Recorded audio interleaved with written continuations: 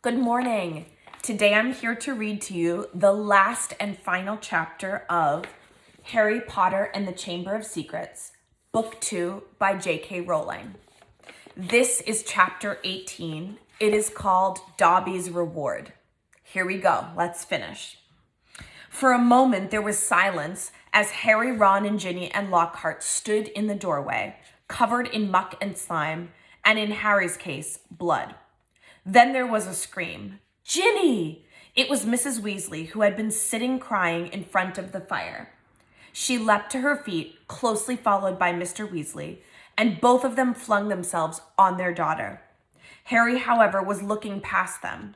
Professor Dumbledore was standing by the mantelpiece, beaming, next to Professor McGonagall, who was taking great steadying gasps, clutching her chest. Fawkes went whooshing past Harry's ear and settled on Dumbledore's shoulder, just as Harry found himself and Ron being swept into Mrs. Weasley's tight embrace. You saved her! You saved her! How did you do it? I think we'd all like to know that, said Professor McGonagall weakly. Mrs. Weasley let go of Harry, who hesitated for a moment, then walked over to the desk and laid upon it the sorting hat, the ruby-encrusted sword, and what remained of Riddle's diary. Then he started telling them everything. For nearly a quarter of an hour, he spoke into the rapt silence. He told them about hearing the disembodied voice, how Hermione had finally realized that he was hearing a basilisk in the pipes, how he and Ron had followed the spiders into the forest, that Aragog had told them where the last victim of the basilisk had died, how he had guessed that Moaning Myrtle had been the victim, and that the entrance to the Chamber of Secrets might be in her bathroom. Very well, Professor McGonagall prompted him as he paused. So you found out where the entrance was, breaking 100 school rules into pieces along the way, I might add, but how on earth did you all get out of there alive, Potter? So Harry, his voice now growing hoarse from all this talking, told them about Fawkes's timely arrival and about the sorting hat giving him the sword. But then he faltered. He had so far avoided mentioning Riddle's diary or Ginny. She was standing with her head against Mrs. Weasley's shoulder, and tears were still coursing silently down her cheeks. What if they expelled her? Harry thought in panic. Riddle's diary didn't work anymore. How could they prove it had been he who'd made her do it all? Instinctively, Harry looked at Dumbledore, who smiled faintly, the firelight glancing off his half-moon spectacles. What interests me most, said Dumbledore gently, is how Lord Voldemort managed to enchant Ginny when my sources tell me he is currently hiding in the forests of Albania. Relief, warm, weeping, glorious relief swept over Harry. What's that? Said Mr. Weasley in a stunned voice. You know who? Enchant Ginny? But Ginny's not. Ginny hasn't been. Has she? It was this diary, said Harry quickly, picking it up and showing it to Dumbledore. Riddle wrote it when he was 16. Dumbledore took the diary from Harry and peered keenly down his long, crooked nose at its burnt and soggy pages. Brilliant, he said softly. Of course. He was probably the most brilliant student Hogwarts has ever seen. He turned around to the Weasleys, who were looking utterly bewildered. Very few people know that Lord Voldemort was once called Tom Riddle. I taught him myself 50 years ago at Hogwarts. He disappeared after leaving the school, traveled far and wide, sank so deeply into the dark arts, consorted with the very worst of our kind, underwent so many dangerous magical transformations that when he resurfaced as Lord Voldemort, he was barely recognizable. Hardly anyone connected Lord Voldemort with the clever, handsome boy who was once head boy here. But Ginny, said Mrs. Weasley, what's our Ginny got to do with him? His diary, Ginny sobbed. I've been writing in it, and he's been writing back all year. Ginny, said Mr. Weasley flabbergasted, haven't I taught you anything? What have I always told you? Never trust anything that can think for itself if you can't see where it keeps its brain. Why didn't you show the diary to me or your mother? A suspicious object like that, it was clearly full of dark magic. I didn't know, sobbed Ginny. I found it inside one of the books Mum got me. I thought someone had just left it in there and forgotten about it. Miss Weasley should go up to the hospital wing right away, Dumbledore interrupted in a firm voice. This has been a terrible ordeal for her. There will be no punishment. Older and wiser wizards than she have been hoodwinked by Lord Voldemort. He strode over to the door and opened it. Bed rest and perhaps a large steaming mug of hot chocolate. I always find that cheers me up, he added, twinkling kindly down at her. You will find that Madame Pomfrey is still awake. She's just giving out mandrake juice. I dare say the basilic's victims will be waking up at any moment. So Hermione's okay, said Ron brightly. There has been no lasting harm done, Ginny, said Dumbledore. Mrs. Weasley led Ginny out, and Mr. Weasley followed, still looking deeply shaken. You know, Minerva, Professor Dumbledore said thoughtfully to Professor McGonagall, I think all this merits a good feast. May I ask you to go and alert the kitchens? Right, said Professor McGonagall crisply, also moving to the door. I'll leave you to deal with Potter and Weasley, shall I? Certainly, said Dumbledore. She left, and Harry and Ron gazed uncertainly at Dumbledore. What exactly had Professor McGonagall meant? Deal with them. Surely, they weren't about to get punished. I seem to remember telling you both that I would have to expel you if you broke any more school rules, said Dumbledore. Ron opened his mouth in horror. Which goes to show that the best of us must sometimes eat our words, Dumbledore went on, smiling. You will both receive special awards for services to the school. And let me see, yes, I think 200 points apiece for Gryffindor. Ron went as brightly pink as Lockhart's Valentine flowers and closed his mouth again. But one of us seems to be keeping mightily quiet about his part in this dangerous adventure, Dumbledore added. Why so modest, Gilderoy? Harry gave a start. He had completely forgotten about Lockhart. He turned and saw that Lockhart was standing in a corner of the room, still wearing his vague smile.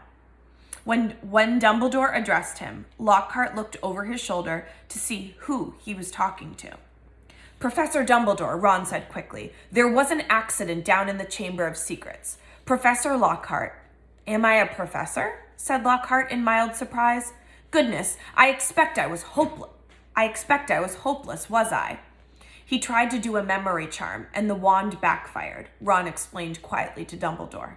Dear me, said Dumbledore, shaking his head, his long silver mustache quivering. Impaled upon your own sword, Gilderoy. Sword? Said Lockhart dimly. Haven't got a sword. That boy has, though. He pointed at Harry. He'll lend you one. Would you mind taking Professor Lockhart up to the infirmary, too? Dumbledore said to Ron. I'd like a few more words with Harry. Lockhart ambled out. Ron cast a curious look back at Dumbledore and Harry as he closed the door. Dumbledore crossed to one of the chairs by the fire. Sit down, Harry, he said. And Harry sat, feeling unaccountably nervous. First of all, Harry, I want to thank you, said Dumbledore, eyes twinkling again. You must have shown me real loyalty down in the chamber. Nothing but that could have called Fawkes to you. He stroked the phoenix, which had fluttered down onto his knee. Harry grinned awkwardly as Dumbledore watched him. And so you met Tom Riddle, said Dumbledore thoughtfully. I imagined he was most interested in you. Suddenly, something that was nagging at Harry came tumbling out of his mouth. Professor Dumbledore, Riddle said I'm like him. Strange likenesses, he said. Did he now, said Dumbledore, looking thoughtfully at Harry from under his thick silver eyebrows. And what do you think, Harry? I don't think I'm like him, said Harry, more loudly than he'd intended. I mean, I'm in Gryffindor, But he fell silent, a lurking doubt resurfacing in his mind. Professor, he started again after a moment. The Sorting Hat told me I'd have done well in Slytherin. Everyone thought I was Slytherin's heir for a while, because I can speak Parseltongue. You can speak Parseltongue, Harry, said Dumbledore calmly, because Lord Voldemort, who is the last remaining descendant of Salazar Slytherin, can speak Parseltongue. Unless I'm much mistaken, he transferred some of his own powers to you the night he gave you the scar. Not something he intended to do, I'm sure. Voldemort put a bit of himself in me? Harry said, thunderstruck. It certainly seems so. So I should be in Slytherin, Harry said, looking desperately into Dumbledore's face. The Sorting Hat could see Slytherin's power in me, and it put you in Gryffindor, said Dumbledore calmly. Listen to me, Harry. You happen to have many qualities Salazar Slytherin prized in his hand-picked students. His own very rare gift, Parseltongue, resourcefulness, determination, a certain disregard for rules, he added, his mustache quivering again. Yet the Sorting Hat placed you in Gryffindor. You know why that was. Think. It only put me in Gryffindor, said Harry in a defeated voice, because I asked not to go in Slytherin. Exactly, said Dumbledore, beaming once more, which makes you very different from Tom Riddle. It is our choices, Harry, that show what we truly are, far more than our abilities. Harry sat motionless in his chair, stunned. If you want proof, Harry, that you belong in Gryffindor, I suggest you look more closely at this. Dumbledore reached across to Professor McGonagall's desk, picked up the blood-stained silver sword, and handed it to Harry. Dully, Harry turned it over, the rubies blazing in the firelight, and then he saw the name engraved just below the hilt. Godric Gryffindor. Only a true Gryffindor could have pulled that out of the hat, Harry, said Dumbledore simply. For a minute, neither one of them spoke.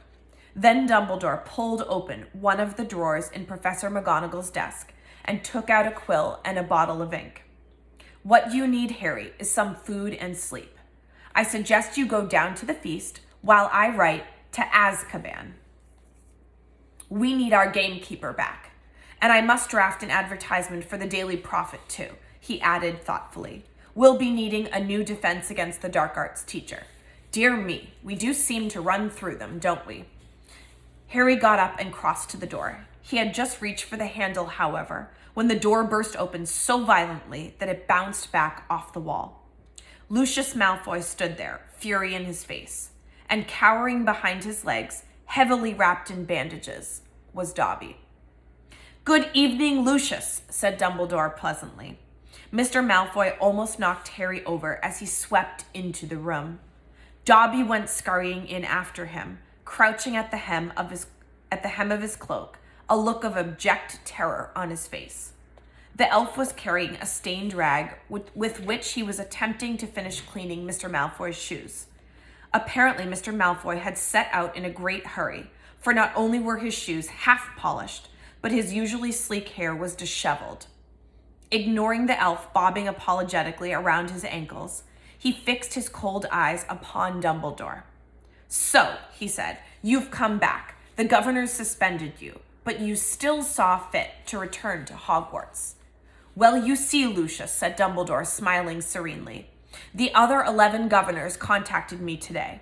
It was something like being caught in a hailstorm of owls, to tell the truth. They'd heard that Arthur Weasley's daughter had been killed and wanted me back here at once. They seemed to think I was the best man for the job after all. Very strange tales they told me, too. Several of them seemed to think that you had threatened to curse their families if they didn't agree to suspend me in the first place. Mr. Malfoy went even paler than usual, but his eyes were still slits of fury. So have you stopped the attacks yet? He sneered. Have you caught the culprit? We have, said Dumbledore with a smile. Well, said Mr. Malfoy sharply, who is it? The same person as last time, Lucius, said Dumbledore. But this time Lord Voldemort was acting through somebody else, by means of this diary. He held up the small black book with a large hole through the center, watching Mr. Malfoy closely. Harry, however, was watching Dobby. The elf was doing something very odd. His great eyes fixed meaningfully on Harry. He kept pointing at the diary. then at Mr. Malfoy, and then hitting himself hard on the head with his fist. "I see," said Mr. Malfoy slowly to Dumbledore. "A clever plan," said Dumbledore in a level voice, still staring Mr. Malfoy straight in the eye. "Because if Harry here," Mr. Malfoy shot Harry a swift, sharp look, "and his friend Ron hadn't discovered this book, why, Ginny Weasley might have taken all the blame. No one would have been ever able to prove she hadn't acted of her own free will." Mr. Malfoy said nothing. His face was suddenly mask-like. "And imagine," Dumbledore went on, "what might have happened then. The Weasleys are one of our most prominent pureblood families. Imagine the effect on Arthur Weasley and his Muggle Protection Act if his own daughter was discovered attacking and killing Muggleborns. Very fortunate the diary was discovered, and Riddle's memories wiped from it. Who knows what the consequences might have been otherwise?" Mr. Malfoy forced himself to speak. "Very fortunate," he said stiffly. And still behind his back, Dobby was pointing, first to the diary, then to Lucius Malfoy, then punching himself in the head. And Harry suddenly understood. He nodded at Dobby, and Dobby backed into a corner, now twisting his ears in punishment. "Don't you want to know how Ginny got a hold of that diary, Mr. Malfoy?" said Harry. Lucius Malfoy rounded on him. "How should I know how the stupid girl got hold of it?" he said.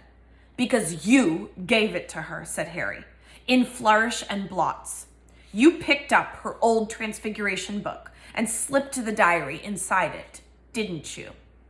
He saw Mr. Malfoy's white hands clench and unclench. "Prove it," he hissed. "Oh, no one will be able to do that," said Dumbledore, smiling at Harry. "Not now that Riddle has vanished from the book. On the other hand, I would advise you, Lucius, not to go giving out any more of Lord Voldemort's old school things. If any more of them find their way into innocent hands, I think Arthur Weasley, for one, will make sure they are traced back to you." Lucius Malfoy stood for a moment, and Harry distinctly saw his right hand twitch, as though he was longing to reach for his wand. Instead, he turned to his house elf. "We're going, Dobby." He wrenched open the door, and as the elf came hurrying up to him, he kicked him right through it. They could hear Dobby squealing with pain all the way along the corridor. Harry stood for a moment thinking hard. Then it came to him. "Professor Dumbledore," he said hurriedly, "can I give that diary back to Mr. Malfoy, please?" "Certainly, Harry," said Dumbledore calmly, "but hurry. The feast, remember?" Harry grabbed the diary and dashed out of the office. He could hear Dobby's squeals of pain receding around the corner. Quickly, wondering if this plan could possibly work, Harry took off one of his shoes, pulled off his slimy, filthy sock, and stuffed the diary into it. Then he ran down the dark corridor. He caught up with them at the top of the stairs.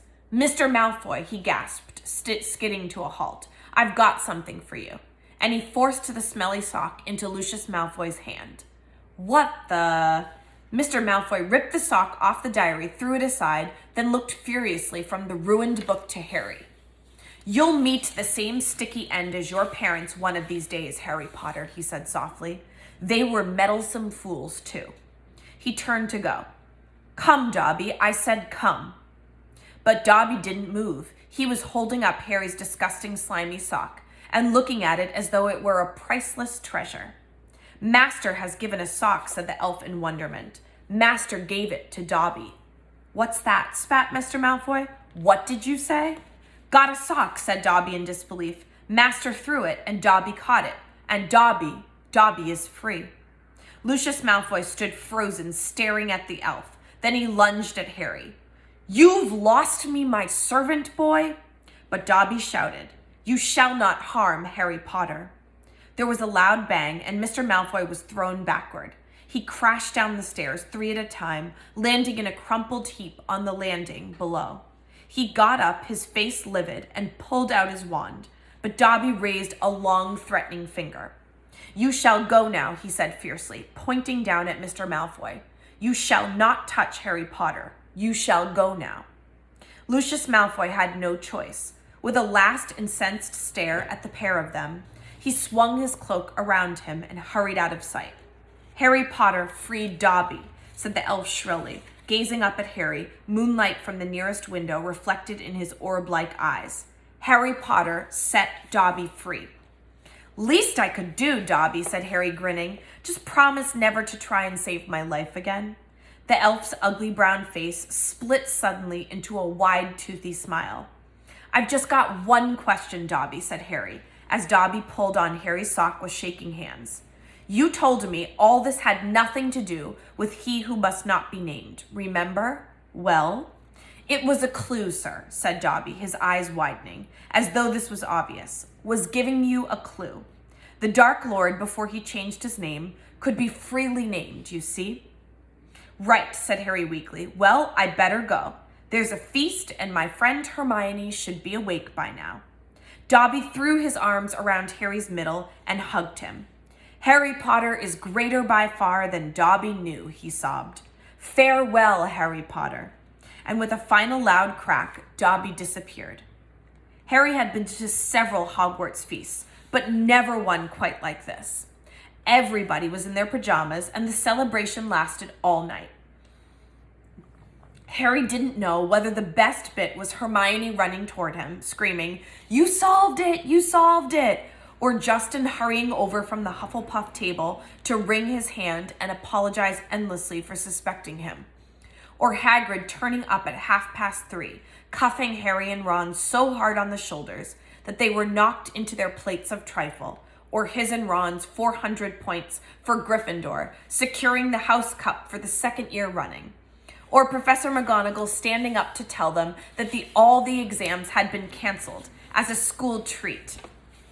Oh no, said Hermione, or Dumbledore announcing that unfortunately Professor Lockhart would be unable to return next year, owing it to the fact that he needed to go away and get his memory back. Quite a few of the teachers joined in the cheering that greeted this news. Shame, said Ron, helping himself to a jam donut. He was starting to grow on me. The rest of the final term passed in a haze of blazing sunshine. Hogwarts was back to normal with only a few small differences. Defense against the dark arts classes were canceled, but we've had plenty of practice at that anyway, Ron told a disgruntled Hermione, and Lucius Malfoy had been sacked as a school governor. Draco was no longer strutting around the school as though he owned the place. On the contrary, he looked resentful and sulky. On the other hand, Ginny Weasley was perfectly happy again. Too soon, it was time for the journey home on the Hogwarts Express. Harry, Ron, Hermione, Fred, George, and Ginny got a compartment to themselves. They made the most of the last few hours in which they were allowed to do magic before the holidays.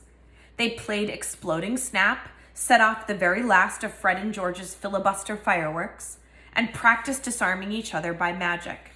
Harry was getting very good at it. They were almost at King's Cross when Harry remembered something. Ginny, what did you see Percy doing that he didn't want you to tell anyone? Oh, that, said Ginny, giggling. Well, Percy's got a girlfriend. Fred dropped a stack of books on George's head. What? It's that Ravenclaw prefect, Penelope Clearwater, said Ginny. That's who he was writing to all last summer. He's been meeting her all over school in secret. I walked in on them kissing in an empty classroom one day. He was so upset when she was, attacked. You won't tease him, will you? She added anxiously. Wouldn't dream of it, said Fred, who was looking like his birthday had come early. Definitely not, said George, sniggering.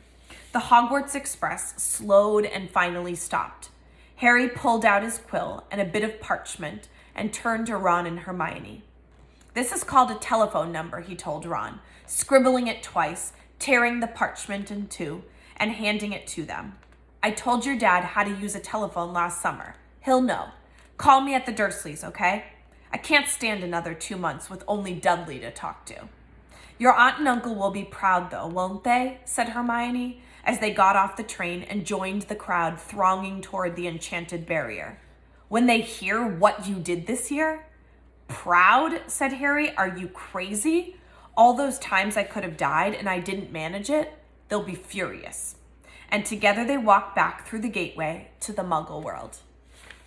And this is the end of Book 2, Harry Potter and the Chamber of Secrets by J.K. Rowling. Have an excellent day. Tomorrow we'll start book 3.